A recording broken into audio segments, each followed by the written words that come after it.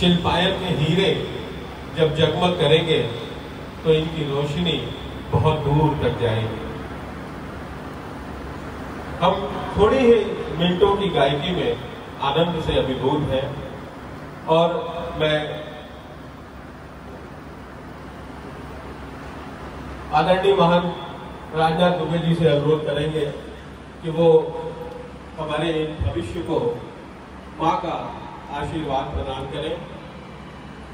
अभी पिछले साल की ही बात है, लखनऊ से कथक के प्रख्यात प्रशिक्षक डॉक्टर कृष्णमोहन महाराज जी काशी आए हुए थे और उनकी इस वर्कशॉप में डालिया भी थी जो आज अभी यहाँ सुर लगा रही थी, वो वहां ताल की कारीगरी सीख रही थी। और एक वाकया हुआ वहां, कृष्णमोहन महाराज जी पैरों का काम सिखा रहे थे और पैरों का काम सिखाते सिखाते अचानक डालिया के कुछ सुर लगे।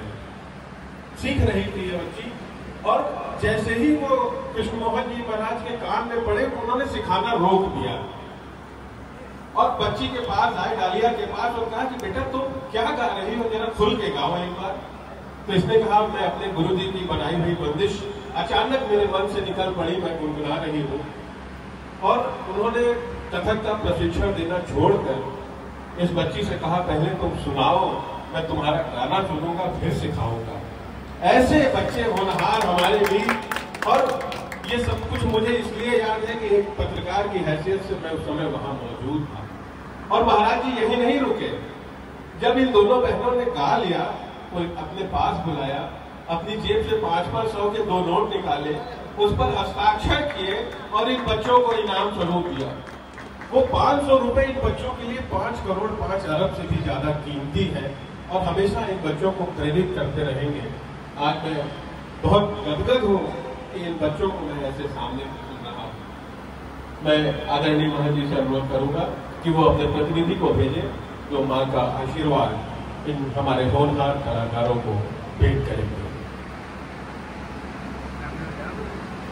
शायद उस दिन ईश्वर ने मुझे इसीलिए उस कथक की कार्यशाला में भेजा था कि उन्हें पता था कि एक दिन मां कुष्मांडा के दरबार में ये बच्चे प्रस्तुति देंगे और इनके लिए उद्घोषणा करने का अवसर मुझे मिलने वाला है। ये सब कुछ मां जानती थी, बाबा जानते थे, हम लोग नहीं जानते थे। आज हम जान पाए। इन प्रस्तुति में तबले पर श्री कृष्ण कुमार उपाध्याय जी थे, हारमोनियम पर श्री हर्षित उपाध्याय जी, और इन बच्चों का नाम एक बार पुनः मैं गौरव के साथ ले रहा हूँ, गर्व के साथ ले रहा हूँ। डॉक्टर सौम्या चक्रवर्ती, सुश्री डालिया मुखर्जी, वैदेही निर्माणकर और जय। अगली प्रस्तुति के लिए मैं बनारस घराने के एक युवा प्रतिनिधि को आवाज देने जा रहा हूँ। बहुत बहुत आभार है आप लोगों का। और यह अवसर दुर्गा महाराज